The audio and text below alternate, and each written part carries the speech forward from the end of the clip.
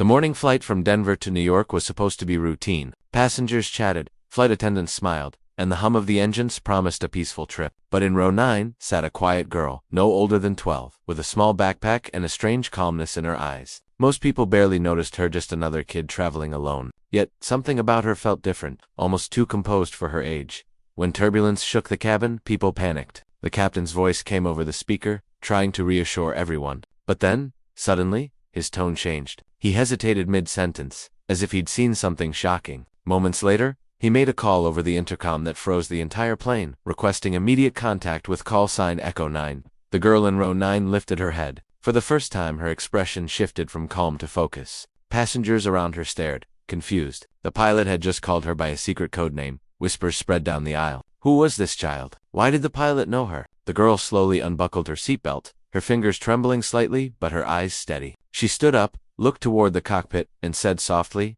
"Tell him I'm ready." No one could have imagined what was about to unfold, how one small girl would become the key to saving everyone on board. And as the plane descended into chaos, all eyes turned to row 9, waiting for her next move. The cabin was filled with uneasy murmurs as the girl stepped into the aisle. A flight attendant rushed toward her, gently trying to guide her back to her seat. But the girl simply shook her head. "He called for me," she said quietly, her voice steady in a way that didn't match her age. The attendant froze, sensing something unusual, and hesitated before letting her pass. The pilot's voice came again. Lower this time, Echo 9. Confirm identity.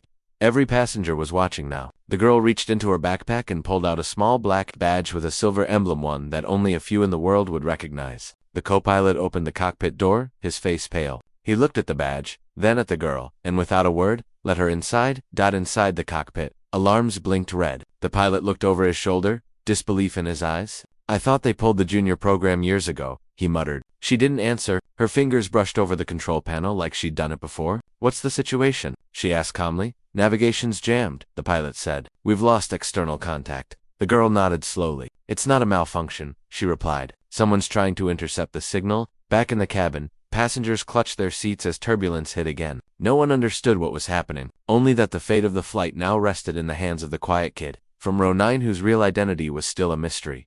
The cabin lights flickered as the storm outside grew heavier. Passengers whispered in fear, unaware of what was truly unfolding behind the locked cockpit door. A businessman in seat 8A tried to calm his crying son, while an elderly woman clutched her cross, praying under her breath. Every few seconds, the sound of static echoed through the intercom, followed by silence that felt heavier than the turbulence itself. Inside the cockpit, the girl's small hands moved swiftly across the controls. "They're tracking us through the secondary channel," she said, her tone calm but urgent. The pilot glanced at her, torn between disbelief and trust. "How do you even know that?" he asked. She didn't look up. "Because I helped design it." Her words hung in the air like a secret too big for her age. The co-pilot exchanged a stunned glance with the captain. Somewhere in her past, this quiet girl had been trained for something extraordinary, something no child should have had to face. Back in the cabin, a man wearing a gray jacket stood up, pretending to check the overhead bin, but his eyes darted nervously toward the cockpit door. Another passenger noticed him and whispered to the flight attendant, who discreetly pressed the call button. The tension grew thicker as the man slipped a hand into his pocket.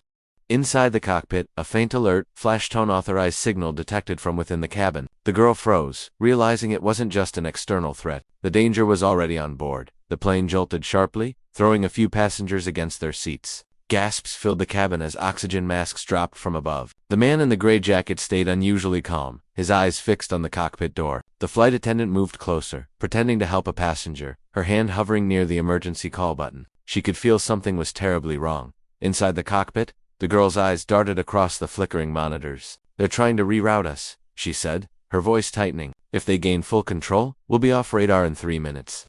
The pilot's hands gripped the controls, sweat running down his temple. "Can you stop it?" he asked. She hesitated, then nodded. "I can try, but I'll need full access." The pilot hesitated only a second before sliding her the security card. "Whatever you have to do, do it," he said. Her fingers flew over the keyboard, bypassing layers of encryption that only someone inside the original program could know. Warnings flashed, signal interference detected, manual override engaged.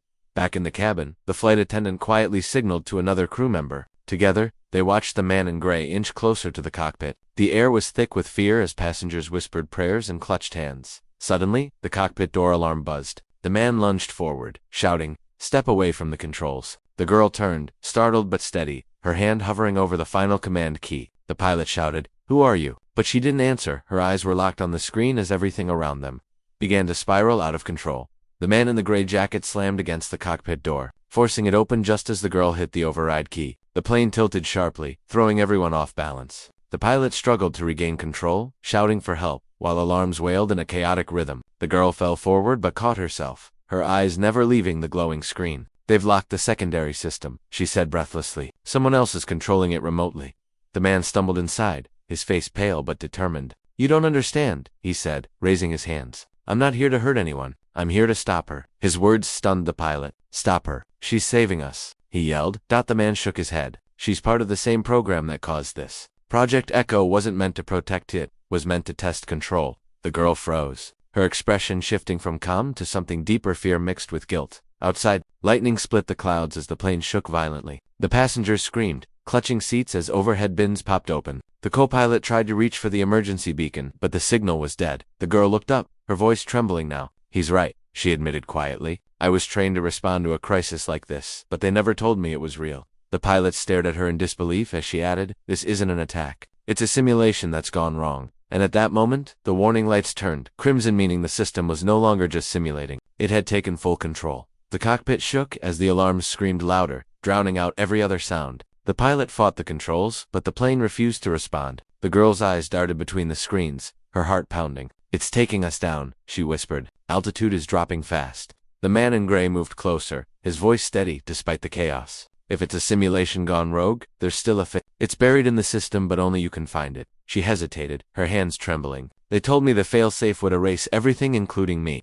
The pilot turned toward her, confused. "What do you mean, erase?" Tears welled in her eyes, but she focused on the screen. "My code's part of the system. If I shut it down, I'll disappear from it completely."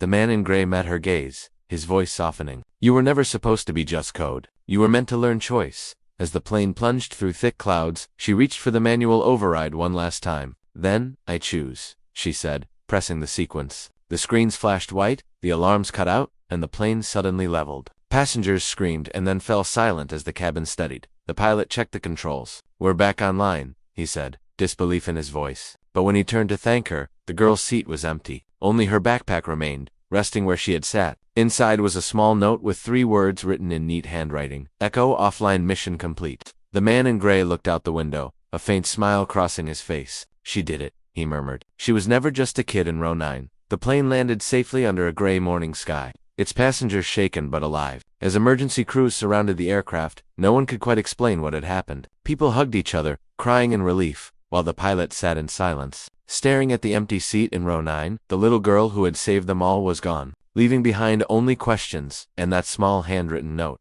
Authorities arrived quickly, asking the crew for details. The pilot told them everything about the girl, the strange badge, and how she seemed to know things no child could. But when they checked the passenger list, her name wasn't there. No ticket, no record. Just a blank space between 2 seat numbers. It was as if she had never existed.